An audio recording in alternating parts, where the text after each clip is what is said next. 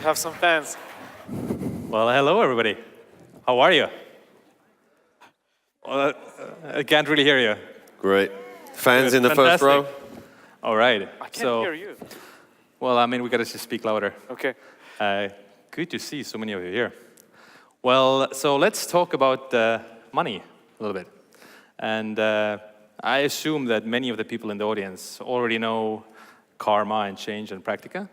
But I'm also sure that not everybody knows your stories. And now looking you guys up and talking to you in the backstage, I think you all have very unique stories. Don't give us the details that you can find by Googling your names. Just tell us who you really are. And let's start with you, Marili. So hello, everyone. My name is Marili from Karma Ventures. Still briefly about the maybe fun background, 70 million euros operating from Tallinn, but investing across whole Europe and looking for great tech startups, raising their late seed and A round. My own story in this fund is that I started when we launched the fund 3 years ago, but I would even actually go back like many, many years. And how did I even end up in investing and in this world as investor? It's rather like a personal, let's say, interest where I got my first deposit from my grandma. And then I was like, wow, it's only like 2% interest. How can I actually, get, in a way, like make more money from investing? And it really like, in early age, I got inspired by thinking that, how to actually become more financially capable and in a way, like, how to be engaged in the investing world. So throughout my career or life, I've been doing different jobs, mostly in the banking area. You can check my LinkedIn. I'm not going to, repeat that part. But eventually, this all actually led me to Karma Ventures and venture capital and startups, which I truly enjoy and happy to be here and be available for you guys out there. Well, that's excellent. And now, Andres, you have a really colorful background, and you've done a lot, and you've seen a lot. So what's your story? So I've come a long way and run around the planet my whole life. Actually born in Australia, of Latvian origin. Grew up in England, moved to Latvia, studied in the US, worked in the US, then came back again. And I've spent most of my working career in startups, in executive roles, C-level roles, in a number of startups, 2 of which exited above 100 million, did well, and only recently, the last few years, turned to the investing side, and a managing partner of Change Ventures. We're a pre-seed seed fund investing Baltic founders, so purely in the Baltic region here. So delighted to be here, and of course my other hat is I'm on the board of TechChill and very excited for another great conference. All right. And you guys have the Estonian connection, but they've left you out so far. So what's your story and how are you going to keep up? It's, poor country Lithuania, with south side of Baltics, right? The sunny end of the Baltics. The sunniest part of Baltics, that's true, yeah. So my story is pretty simple, probably. I've been an entrepreneur from very early age, and I had a couple success stories, small scale, probably also some real failures. We ended up in bankruptcies, and I'd done a lot of businesses, and I never thought I'm going to be on the other side of the table, right? Because I never knew the words investments or startups until 2011. Then Practic Capital came up as another venture idea to create a company which am going to be investing in startups, in other companies. So I founded with other partners Practic Capital, and that's how I ended up. And now 8 years I'm doing that. I'm doing that in the Baltics. I found my passion, the real one, and it's still the business for myself. It's still my entrepreneurial way of doing things, but this is a passion also. Okay, so obviously we're in the middle of the Baltics. And, you're Baltic-focused VC, yes, with maybe little exception for Karma? Yeah, we actually focused on entire Europe. So the Baltic is like in our focus, naturally. But since, we're focused on like deep tech software mostly, then, we try to actually find opportunities elsewhere as well. So we are not restricted in a way to the Baltics. So what is the secret sauce? What are the benefits of being Baltic? Like, what does the Baltics have that, let's say, the Nordics don't have, or the EU don't have, or maybe the US don't have? What do you think, Donatas? Oh, it's a very good question, and probably there's a different sets.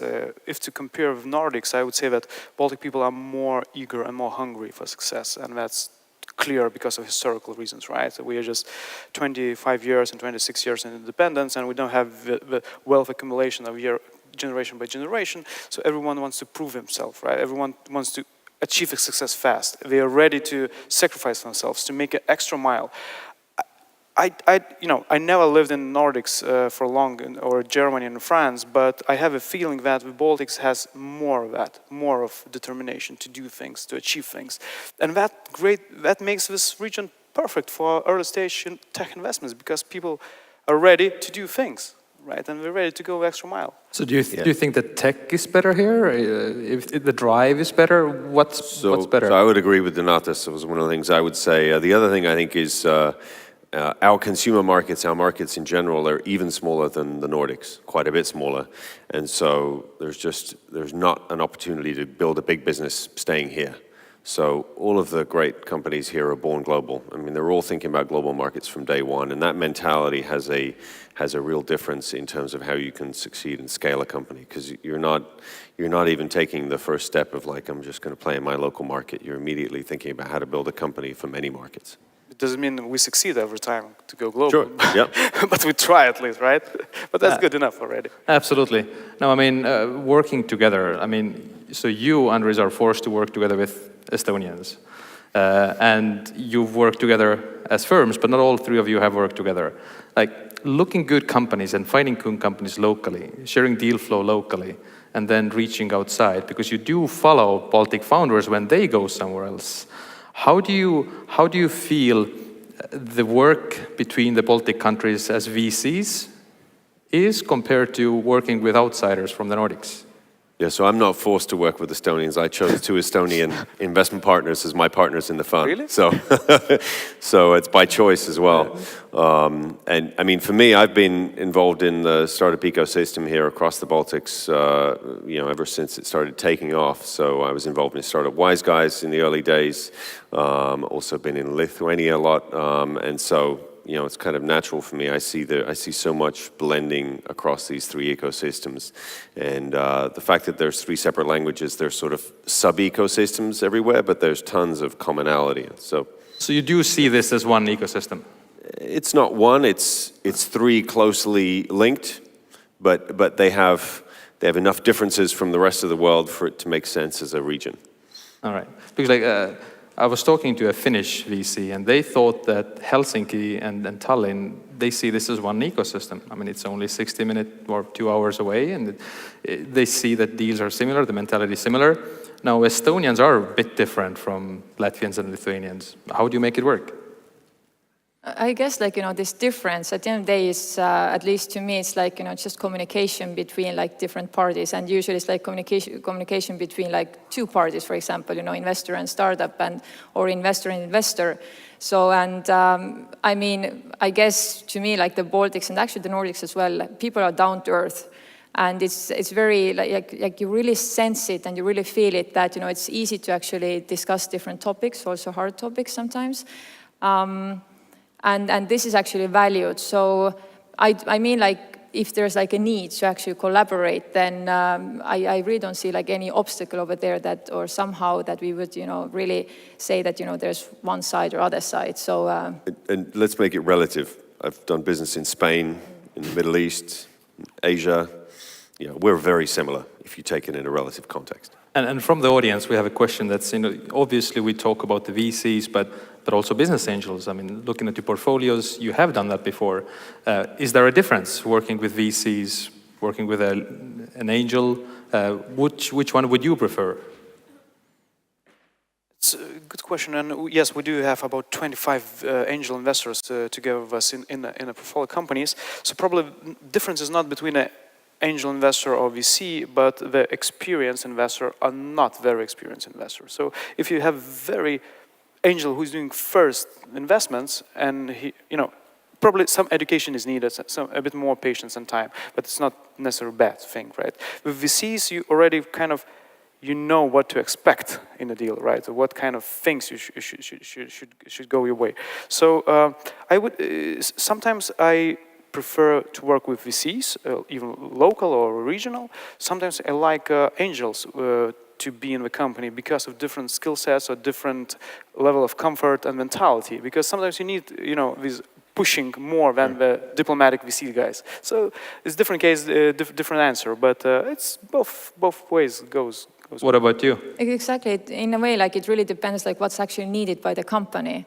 And if the specific angel actually brings in specific know-how or skill, then it could be actually much more valuable than VC money at this moment, or VC value add or services that the VC provides.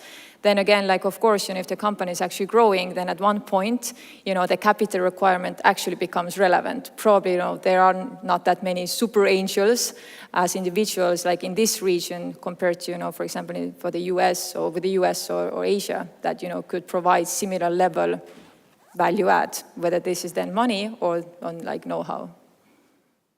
All right. So you and I, just before coming in, we talked about one of the companies that I met from your portfolio in Trondheim, Norway, Zero Parallax. Yes. And you said that you were not too happy, and I asked if that's the worst investment you've made, and you said no, by far. So two sides. First, to all of you, how do you analyze a good investment, a successful investment? How do you value if that's a good opportunity? And then the follow-up, what is the worst decision you've made? What is the worst investment you've made? I'm going to start with the worst investment I made. So the worst investment I made was the companies or pre-seed ideas which we first thought that idea is good, and we matched the team to the idea. So that was kind of co-creation of the company or co-founding the company. So all 4 companies failed successfully and very fast, actually. And probably that was the assumption that we can come up with an idea and match the team was really wrong from day one, right? Or we are not rocket internet and we don't have the skills to do that. So that was most unsuccessful investments, and probably out of 4 ideas, 3 were mine ideas. So that was, shows that I don't know a lot of things, right? So that's good. And then, company, is it successful or not? Probably just time will show. And every time when you make an investment, you make a thesis about that, and you have to have some fundamentals and beliefs and some metrics to prove, and many things. I will probably not be able to tell them right now. But if it's successful or not, probably just 10 years down the road going to be visible and known, right? Because usually there are some companies which I believed that they're going to be so successful, so good. They won every tender they entered in. They won every contest they've been pitching in. That's it, the company's gone, right? And I have a company which was really, I made an investment, I was a really big believer. When we almost disappeared out of radar, now they are doing amazing stuff. They are coming back to, millions of valuation, and probably they're going to be making a fantastic exit for us. So this is, you never know, times will show. So gut feeling or analysis? Depends what stage you're at, really. Yeah. But I think, I think it's important to understand, I'm not sure everyone understands what the venture capital model looks like, right? So if we're investing in 10 companies, we're expecting that 4 of them will probably be complete write-offs. We'll write off every penny that we put in there, right? And a handful will do well, and then 1 or 2 will do spectacularly well and will actually return all the money plus more that we've invested. And so, it's a really weird business model, right? There are not many weirder business models in finance, say. And so, but it's important for the startups to understand that, for you to be a successful investor, every single investment you make has to have the potential to be that one that is like an unbelievable fund returner, which is why sometimes you get a no, and the no is not because, it's not going to be a good business, but it's not going to be a business that has potential to do that, in the investor's opinion. And they're often wrong as well. But if that's the judgment call that we get asked to make. Valid point in a way that, also from startups, exactly, you should understand that this is acceleration money that at the end of the day you get. It in a way has deadline, if, runway is on the final stage and, you haven't probably taken off that, no more money, let's say new money might be limited at this moment. But that's in a way understanding our business model. But like when you ask, like, how do you actually, let's say, how do we like look at startups, and when we make decisions, then naturally it's a team, like every VC says, whether there's like this synergy as well with the investor, because this is a long relationship, and definitely like you should be able to evaluate, like if things actually go bad, are you able to talk with this investor, from heart to heart in a way, and really address topics that you probably don't want to hear the answers. And we actually, we look at startups in a similar manner.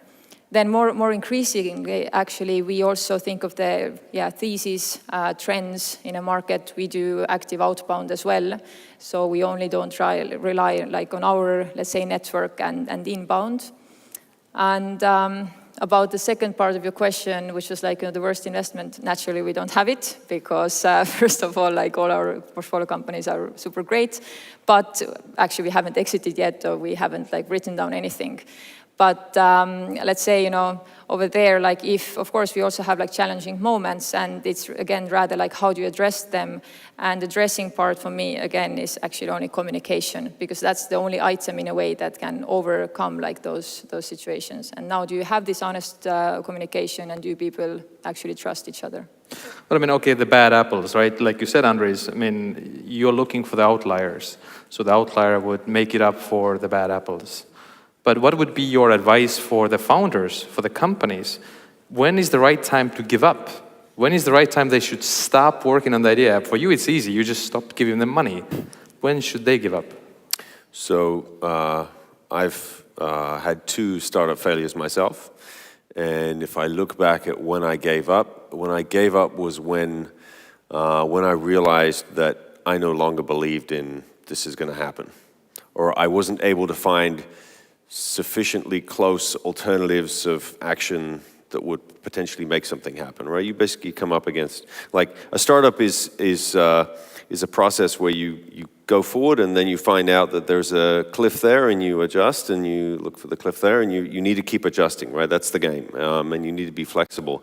But at some point, in many startups, there's no more room to maneuver, and then it's a question of are you or your family willing to put up with X amount of time with no income, right? And maybe putting more of your own money in the company, or do you do something else, right? That's a really hard decision. Yeah. I think those are painful moments for startups.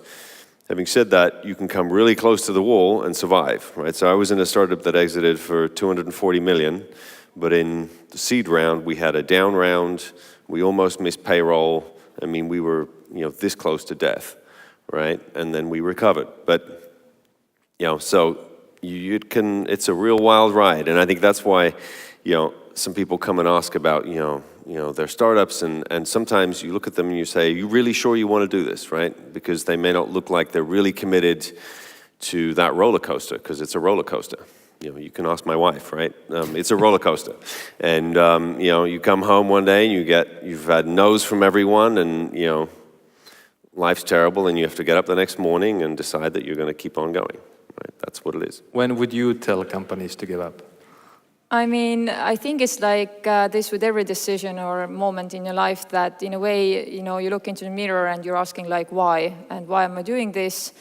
And if you find like there's at least one aspect, whether, I don't know, whatever this aspect can be, even to the, I don't know, I want to make money, or it's not maybe that good aspect of the reasoning, but like as long as you're able to find an answer, this answer in a way like gives you motivation, it gives you passion still, or is able to drive your passion. And this in a way it's like engine you go through, like, those obstacles that are in your way. If you lose that and you really can't anymore find, like, let's say, new angles to do your business or to motivate yourself, then probably it's time to call it a day and move on.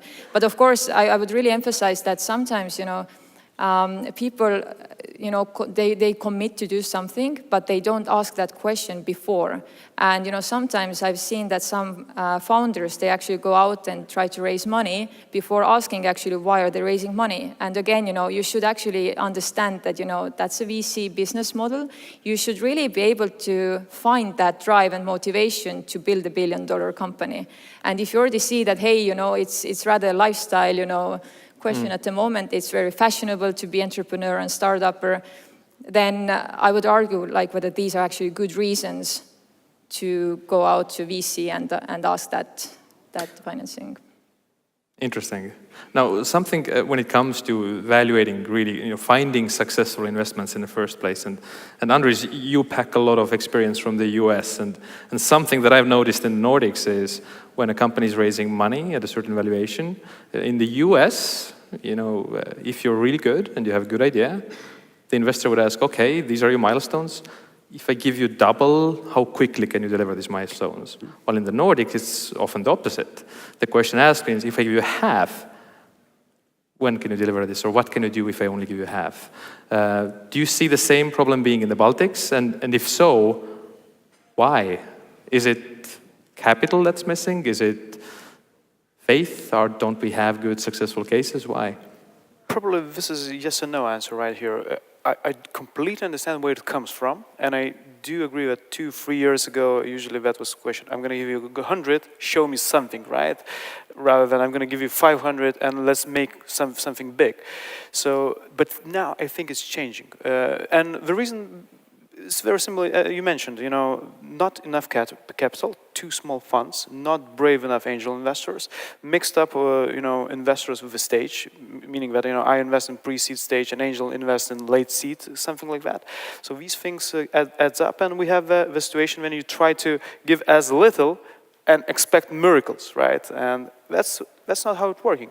Now we're getting this understanding, at least what I feel in my environment and how we start to work. Now we apply a completely different model. We say, guys, so what you need to achieve the minimal result? And we add a little bit and we say, guys, if you're going to achieve double of that, we're going to add you another 500,000 or 1 million to achieve even more. But let's do it. Let's see the bigger picture. Let's try to see not just the next milestone in 6 months, but let's see what we can do more if we can add another brilliant person out of Germany for 100,000 euros per year, for example. So I'll try to push them. I try to myself push into seeing more possibilities with more burn. But of course, this is easy in theory, hard in practice to do. Is it similar to you? I mean, we actually really try to work together with a company on that question, actually, like where do you really want to get to and how much money is needed for that? And, one thing is like, let's say grow a steady business, or then, sometimes, for example, we usually invest in a stage where, head of VP of sales or marketing actually are needed. We've been lucky to recruit those mostly from international markets. And these people, for example, are expensive. So, and sometimes, you come across with a thinking that, hey, it's too expensive, at this moment to actually recruit and we don't have money, etc. And then probably as an investor, you actually need to think that, okay, if I really want to bring the company to the next level and, the funding is dependent on me, then you should actually enable access to this money for this specific aspect that unleashes that growth. We don't have much time left. Let's end with a very positive note. So this morning, Andres, you posted a really cool news, and mindfulness and meditation and biohacking is becoming the next big global mass market. And as Funderby, we just recently started a fundraise for an Icelandic virtual meditation company. Tell us more about this and tell us why you think we're moving towards this direction. So today we announced a pre-seed investment in Asia.ai, who are actually out in the startup lounge there. You can go and chat to them. They're a mindful conversation app. So they basically are two guys who decided that in this day and age, people are not communicating well enough. You've all seen the place, people sitting next to each other in the cafe on their phones and not talking. And so their idea, their vision is actually to have an app that helps people learn to communicate better. So they haven't even launched beta yet. They're signing up for beta, but very exciting team, heavy AI technology behind it, and Latvian startup, very happy to... So we really should have had that app to measure how our conversation is going and give us feedback how good or bad we did. Exactly. Well, everybody who has problem with this, we should probably go and check them out. Yep. Now, Donatas, you just in December closed your second fund? Third. Or first? Third. The Number first 3. close on the third fund. Okay, yes. What's cooking? So yeah, we closed 23 mil, and we're going to be gathering the fund up to 35 during this year. So, but we are already fully functional and hungry for deals. We're going to be closing one deal in Latvia actually next month. It's quite big, 3 in Lithuania and 1 in Estonia probably in 2 months. So, and I want another 3, 4, maybe 5 deals this year in this region. So. And what's cooking for Good Karma? What's cooking on our side? A few deals cooking. Hopefully they will be ready soon, and we'll announce soon. So my very last question to Andres and Manas. So which country does better in basketball? Better in basketball? Yes. That's not a question. Come on. If it was what is better, basketball or hockey, that's a question. But basketball. Yeah. Let's talk about hockey. Yeah. We don't have hockey. That's not a game. Well, thank you, everybody. Thank you for joining on the panel. Thank you. And enjoy. Cheers. Thank you. Thanks. Thank you very much. Yes. Hey, thanks.